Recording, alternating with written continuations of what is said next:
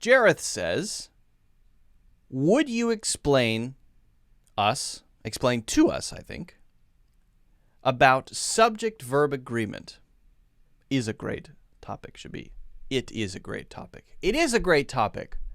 Now, this is a thing about grammar that's not that hard, but it's really important to understand. And once you really understand it, then you can just use it correctly, and it makes your English sound a lot more clear, whether it's written or spoken English. Now, the simple idea is actually not hard to understand, and it can get a little more complicated, and we'll talk about sort of the simple and the more complicated. Simply, a subject-verb agreement is that the verb that is related to the subject must match the form of the subject. You might be thinking, huh? What? Let me explain. The subject of the sentence is the thing or person in the sentence, usually at the start, but not only, usually at the start, that is carrying out the action, that is doing the action, that is the doer. Okay? And that could be it could be a company, it could be a dinosaur, could be Shirley, could be Bob and Shirley, could be 10 people, could be one person, could be all kinds of things, right? But we generally say he, she, it, they, we, but be careful, we don't say us, them. Why not? Because those are objects. So we're not talking about objects. Objects are the things that are getting the action. I gave it to them, not they, right? She gave it to me, not I. She gave it to I, no. Okay, so that's an object. I receive the thing. I'm the recipient of the action, usually at the end of the sentence, but it doesn't have to be. For example, if it's passive voice. We're not talking about passive voice. Let's talk about subject-verb agreement. Okay, so the thing that makes it sometimes more complicated is if it doesn't have the simple form of he, she, it, they, right? Or we. If it's something like Bob and Shirley, what is Bob and Shirley? Is that a he or a she? That's a they. So just simplify it in your mind. Bob and Shirley is a they. What about Google? Google is a company. Is Google a she? Hello, I'm Google. Ooh, Google. Google is, yeah, Google. Are you a girl? I don't have a gender. Oh, Google doesn't have a gender. I'm talking to Google on my phone. Google doesn't have a gender. That's right. So for a company, we use it. It. Google bought.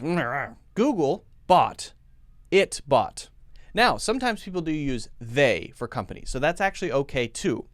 But the point is that whatever they did, the immediate action, has to then agree with whatever you use as the subject.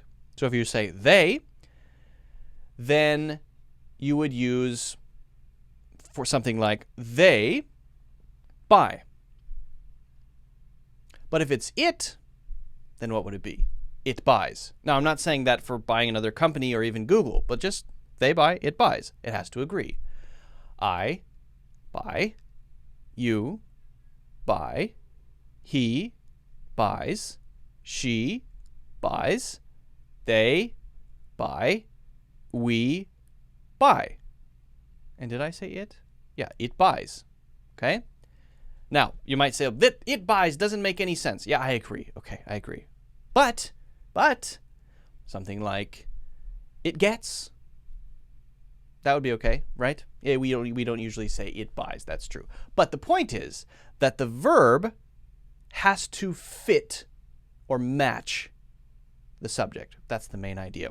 And if you ever feel confused about this, then simplify it down. If it's two people, it's probably a they. Okay? Now, I want to be very clear that that doesn't necessarily mean every verb in the sentence has to match that. It's only if that's their verb, if it belongs to them. right?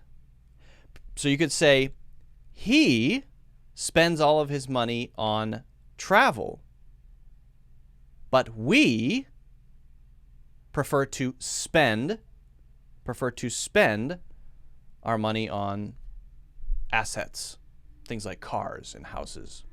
Okay, so spend is the key verb. That's the action, even though you heard the word prefer in there.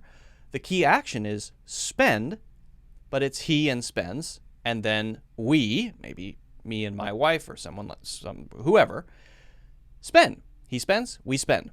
Different verbs, different forms to match the various subjects, even if it's in one sentence. I said, but we prefer, right? We prefer to spend, okay? So that's how it's used. That's how it works. It's actually not that complicated. And once you get the feeling for it, then you can start to sound more accurate when you're speaking. And be careful with collective nouns, right? For example, there might be 10 people in a team, but if we refer to them as a group, then it's probably an it. So if we say the team, should we say the team have or the team has? The team has. It has. The team is an it now. It's called a collective noun. When you gather things together into a group, it becomes a new single thing. But sometimes we want to focus on each individual. So you will sometimes hear people say, the team have some complaints. Then we're focusing on the individuals in the team. So there's it can be a little fuzzy sometimes. People do use it that way. Usually, when you have a collective noun like team, then we're going to say that this whole group of people, whether it's 2 people or 10 people or 100 people, this whole group of people is one in a way. And again, it can be fuzzy, but that's the basic idea. Just sort of boil it down to its simplest form in your head, and you should be able to come up with the right verb to make it agree with the subject. It's a good question, Jareth. I know that I spent a little time talking about it, but I don't think, even though it takes a little bit of time to explain, I don't think it's that complicated. I don't think it's that hard.